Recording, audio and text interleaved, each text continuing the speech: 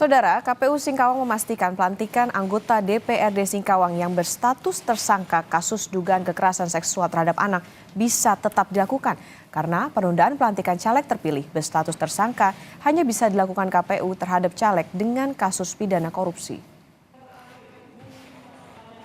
Respon KPU Singkawang ini menyusul dilantiknya seorang anggota DPRD Singkawang bersama para caleg terpilih lainnya pada 17 September lalu meski telah menyandang status tersangka kasus dugaan kekerasan seksual pada anak.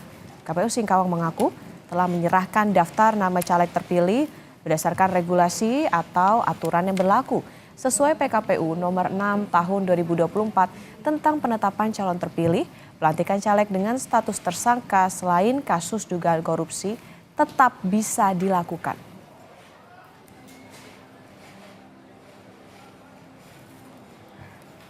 Terkait dengan calon terpilih yang berstatus tersangka, itu sebetulnya tetap bisa mengikuti pelantikan karena memang di PKPU itu disebutkan itu terpidana yang kemudian itu setelah putusannya inkrah.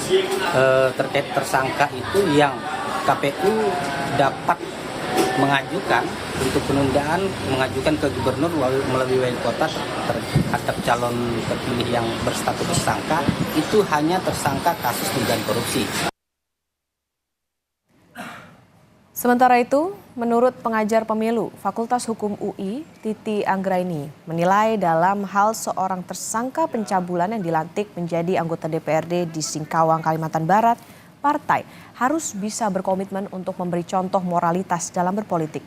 Titi menyebut anggota DPRD yang sedang menjalani proses hukum lebih baik untuk menonaktifkan diri.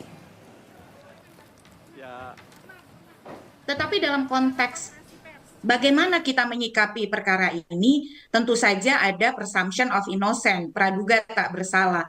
Tetapi dalam konteks etika dan moralitas, penting mengambil tindakan yang betul-betul melindungi rasa aman dan anak-anak kita. Nah, jadi sumbernya dari dua, Mbak Nitya. Pertama, dari si pribadi calon itu sendiri ya, untuk kemudian secara sadar penuh melakukan pengunduran diri atau setidak-tidaknya nonaktif sementara untuk mengikuti proses hukum secara betul-betul penuh. Yang kedua, dari partai politik yang mengusung.